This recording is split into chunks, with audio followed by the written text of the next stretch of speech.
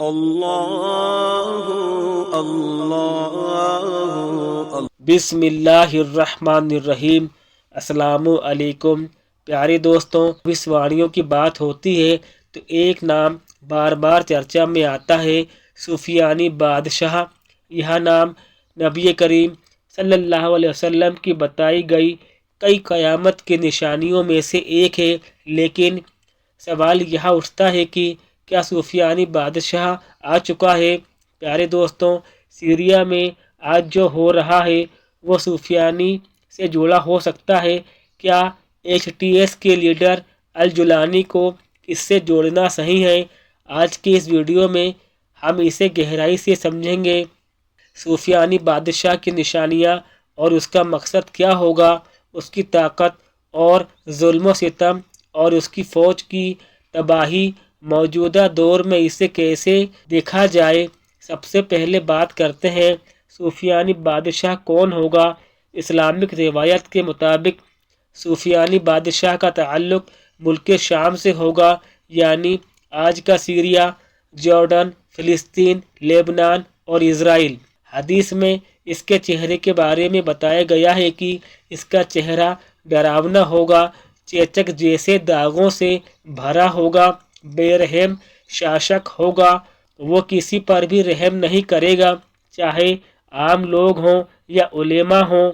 فوجی طاقت، اس کی فوجیں بڑی اور طاقتور ہوں گی۔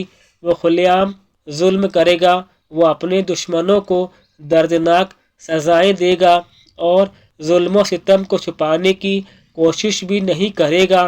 اس کا مقصد کیا ہوگا، یہ جاننا ہمارے لیے بے حد ضروری ہے۔ سفیانی بادشاہ کا سب سے بڑا مقصد امام مہدی اور ان کے ماننے والوں کو قتل کرنا ہے۔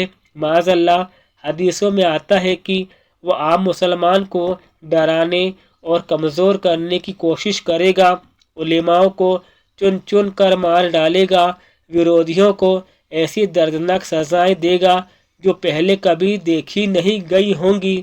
روایت کے مطابق جب امام مہدی کا ظہور ہوگا تو سفیانی بادشاہ اپنی طاقتور فوج کے ساتھ ان سے لڑنے کے لیے نکلے گا، لیکن اللہ کی غیبی مدد سے سفیان کی یہ فوج راستے میں ہی تباہ اور برباد ہو جائے گی، یعنی زمین پھٹے گی اور یہ فوج اس میں سما جائے گی۔ حدیثوں میں بتایا گیا ہے کہ زمین پھٹے گی اور سفیان کی پوری فوج اس میں سما جائے گی۔